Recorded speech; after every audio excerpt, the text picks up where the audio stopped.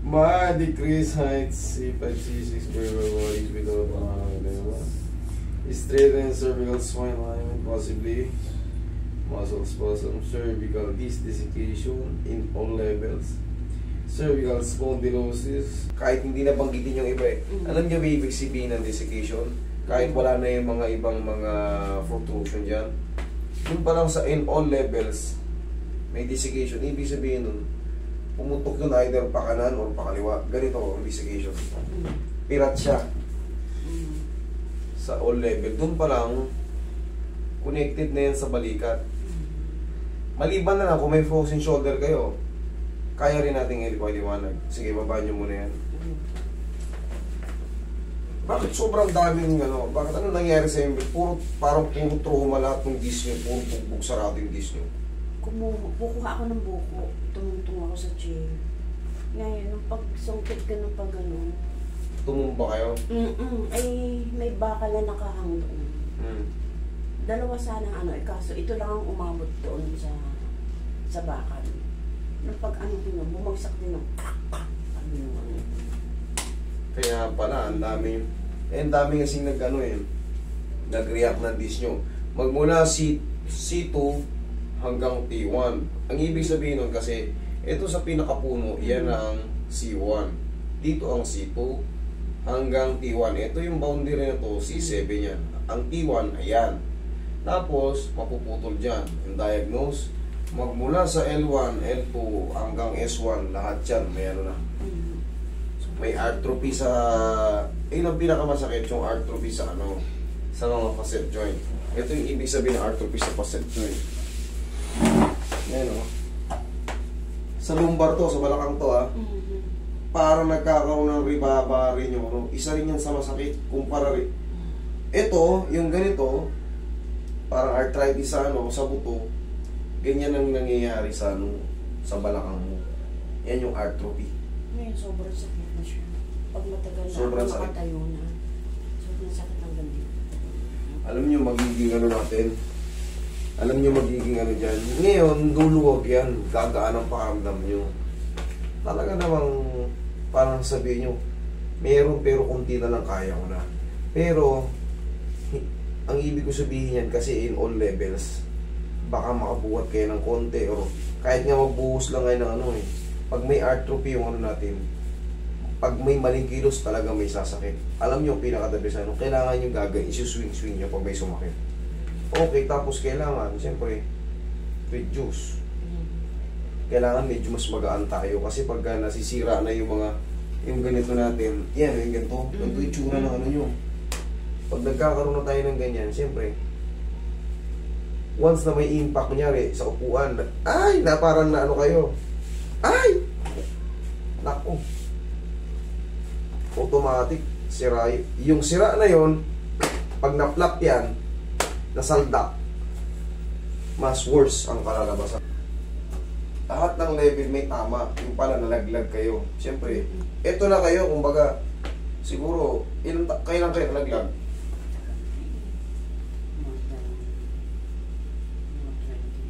20 years na. Ngayon lang siya nag-react. Oo. Yun ang pinaka magiging ano na natin dyan. Mag-iingat kayo, baka madulas kayo. Yung mga ganun sa banyo. Kailangan, meron kayo mga mating-mating na ron. Kasi, hindi na pwede madagdagan yan. Wala nang ibang babanggitin ba ron in all levels. Kaya nga eh. Sana maintindihan. Pabasa nyo rin sa ano yan. Sa mga, baka may kamag-anak kayong specialista, doktor o ano. Pabasa nyo yun kung ano yung nakalagay sa impression. Doon lang tayo magbibig sa impression. Bumbok sarado. Ilan taon na ba kayo ngayon, mami? 59. O, sa susunod na taon, kung ano na kayo, senior citizen na. And alam nyo naman, pag umiidad tayo, yung mga buto natin, tinatawag na degenerative change. Nasisira talaga yung mga ganyan. Pag umiidad, normal yun. Lahat at tayo, kahit ako, siya. Kaya napapansin mo pag tumatanda. yun. Kasi nasisira yung mga ano, bumabagal. Siyempre yung mga joint, nagkakaroon ng ano, problema. Siyempre, kung mas magaan tayo, mas healthy. Kasi ngayon may nararamdaman na kayong pain eh. Ganito pa lang, yung ganitong ano nyo, yung timbang nyo eh. Okay, relax na. Yan, isa yan sa magpapaluwag ng mga ano nyo, sa cervical nyo. Yung cervical nyo, C1 lang nakatakas dyan ha. Hanggang T1, ibig sabihin, lumampas pa kayo sa ito yung C7. Hanggang dito may tama yan.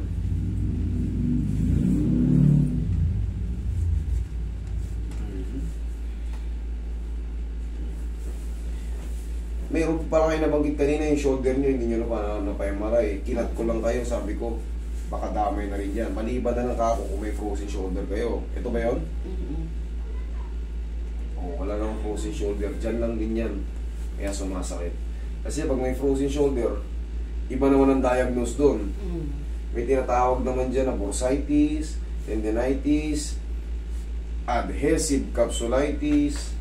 Yan yung mga ano naman. Pero sa inyo wala naman kasi okay naman. Mamaya okay na rin yan. Pero sobrang sakit niya. Mamaya alis na yan. Tanggal na yan. Relax lang.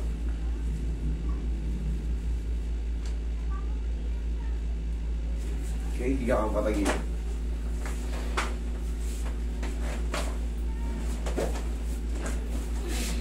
Pero never pa kayo nagpa-treatment before. Therapy sa ospital? Oo, huwag niyong babanggitin ha. Sa 4 na ospital, nagpapatherapy na kayo? Okay. Yan lang, basta ospital. Ang dami namang ospital eh. Sa 4 na ospital, nagpapatherapy na rin kayo ron na ano. Kada isang ospital, nakakaisang ilang therapy kayo? 3 ospital, 3 months. Nasa 3rd session ako, dumating ako sa 3rd session.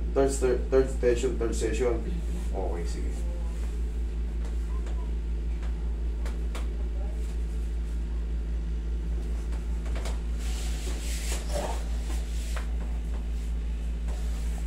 Kabilang side. Alam niyo kung bakit hindi madali-dali? Baka nakukulangan. Maaaring hindi lang talaga maka-explain sa'yo ng ano. Sa sobrang daming may tama, sabihin natin 5 na ayos.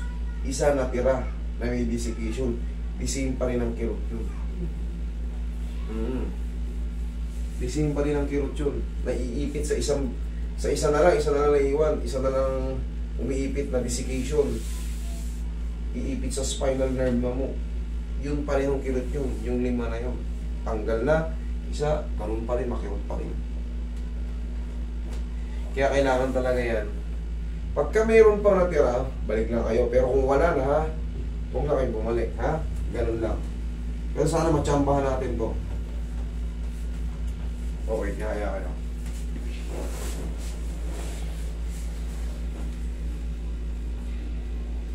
Baka yung mga nakikita ko. Pati makikita mo. Hindi, sa lumbar yan. Nagmamanhid siya. Sa ano yan? Sa lumbar yan. Para siyang may gumagapang. Lambutan mo lang. Huwag mo tigasan. Lambutan mo lang. Yan. Yung nararamdaman nyo sa mga ganyan, part ng sciatic nerve yan. Nadadaanan ng sciatic nerve yan. Kaya namamanid ka para may mga tingling-tingling, numbness, tapos mga pansama. Yung mga pagka-severe na severe kasi, nanatili na yung ground.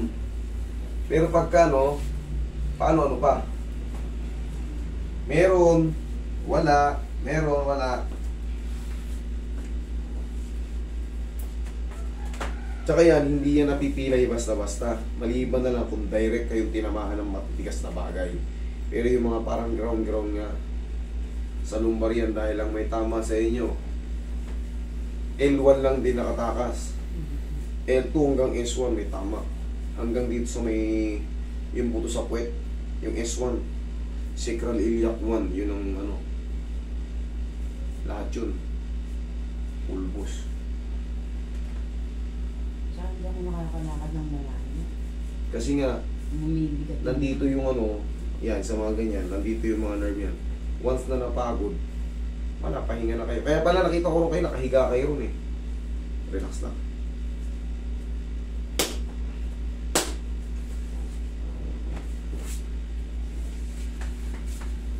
Mami, mag-expect pa tayo pag mga habang nagiging senior tayo. Ano yan? Kasi hindi na yan bumabalik sa dating height niya, yung mga dis. Mag-expect pa kayo ng mga medyo may kirot-kirot yan darating yung mga taon na yun. Pero sana hindi talaga kayo matutumba. Yun ang tanging sekreto dyan. Tapos movement. Dapat tuturo ko sa inyo kung anong movement araw-araw para maging ano kayo. Kahit hindi na kayo magpa-therapy. Kung sakaling makalaya na kayo sa pain.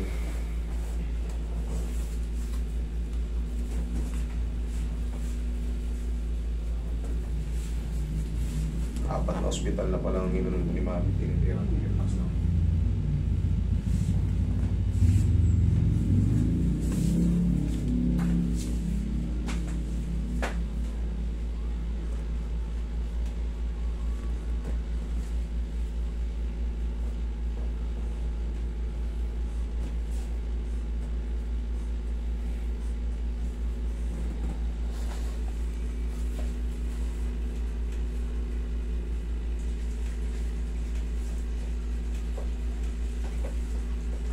Mamaya gaganda na yung pakaramdam nyo. Pero may mga kirot-kirot pa unti-unti.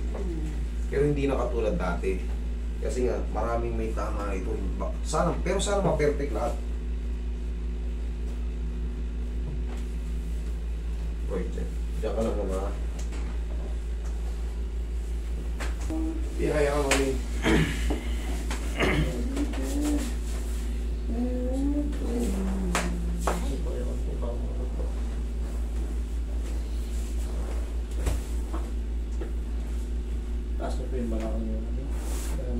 May tuturo ko sa inyo araw-araw yung gagawin to ha, para hindi kayo mag-severe.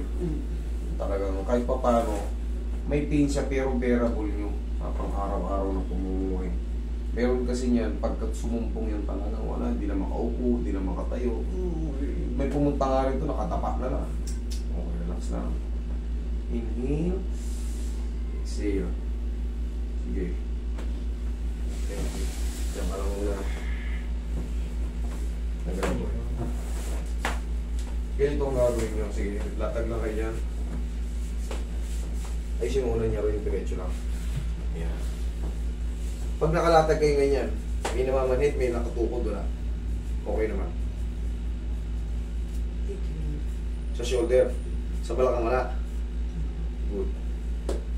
Magandang sa inyo yan pagka nakakahiga kayo ng tatag na wala ano. Ibig sabihin yan, yung mga vertebrae nyo sa lumbar, pati sa thoracic, lakat. Kasi yung iba, hindi makahiga, inaangat yung ano. May type na ganun. Yun nga yun eh. Yun dyan. Kasi meron kayong mga facet joint atrophy. Pag umusog kasi yun, hindi nyo mailapat ng maayos yan. Kaya, gusto nyo pek-pektosan, maaaring tukuran nyo rito ng unan o yan. Pero kung nakalatag, okay yan. Dito naman sa shoulder. Kunti na lang yan. Tapos ma'am, upo kayo, ganito yung tuturo ko sa inyo. Pagkagising nyo sa umaga, tayo kayo. Tayo. Diba yan, nagising kayo sa umaga. Medyo, kahit kasi ako, bumibigat ng pakiramdam ko. Ganun nyo lang. Malaking bagay ito. Sige. 1. Lakasan mo konti.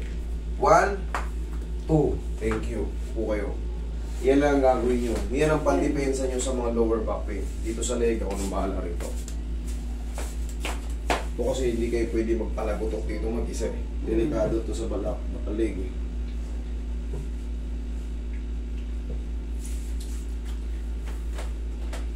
Sakit hanggang sa sibot eh. Yan, magiging shoulder pain, pero ayusin natin yan. Pero pag may tama kayo sa cervical, pag ganun kasi yan, mami, magugulat kayo, hindi nyo naman ayuntog yung siko nyo sa kung matigas na bagay. Bigla na lang siya may sumasakit na hindi mo mawari kung saan galing. Yan, ibig sabihin, kasi may tama to. All levels ngayon, ay, wala pala yung C1. Yung C1 na nakatakas sa pinakapuno. Pero magmula C2 hanggang T1 hanggang dito, sakul lahat yan, mami. Kaya mag-expect kayo ng mga kirot-kirot sa mga kamay. Buti nga hindi pa kayo totaling namamanhid ng todo eh. Ganon din yan sa paa. Ganon din yan sa paa. Pag sira yung dito mo, gumaganon din. Kasi nga ito sa nervous system natin, pag gano'n yan mami yung ito yung puno. Pag gano'n dadaan sa kamay yan. Kaya magtataka ka, bakit sumasakit yung ganito ko? Sumasakit yung ganito ko. No? Hindi naman ako naipit, hindi naman ako na ano. Dati ito lang ang yung naman. Ngayon dalawa na sila. Ngayon dalawa na. Oo, kita mo naman eh, kasi lahat ng level may tama. Sa tulong ng mga adjustment kahit pa paano, masasalan sa matatanggal yung pagkaipit.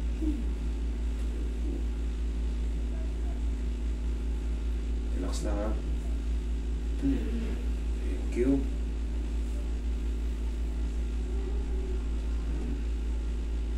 Okay. Sige, lingon ka rito. Kabila. Baba.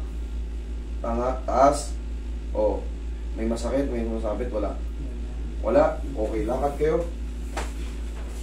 Lakad, sige. Anong pakiramdam mo yun? Mas nuwaan siya. Pwede nga kayo makipag-mall yan eh. Basta yung tinurusan nyo, tandaan nyo pagkagising nyo sa umaga. Tapos, next week, kung meron pang pain, syempre kasi hindi talaga yan nadadali ng isahan. Mag-maintain talaga kayo na rin yan. Gawa ng all levels. Ano ba ibig sabihin ng all levels? Mga binabanggit. Level L1, L2, L3, L4, L5, S1, C1, C2, C3, C4, C5, C6, C7, T1. Hindi, mas maganda maintindihan nyo. Eh, syempre, magbe-base lang tayo sa pinakita nyong result. Pero, kita nyo, anong ganun pakaramdam? Sarap, di ba? Huwag na kayo marigay. Pati dyan, o. Kita nyo. O, di, pagka, no, mami, pagka mayroon pang pain, balik-balik lang kayo. Kung ano yung naramdaman nyo before, ay ngayon, ganyan din ang set up ko natin pagka, no. Pero kung wala kayong nararamdaman, samantalin nyo yung, walang pain. Kung walang pain, manatili lang kayo sa bahay.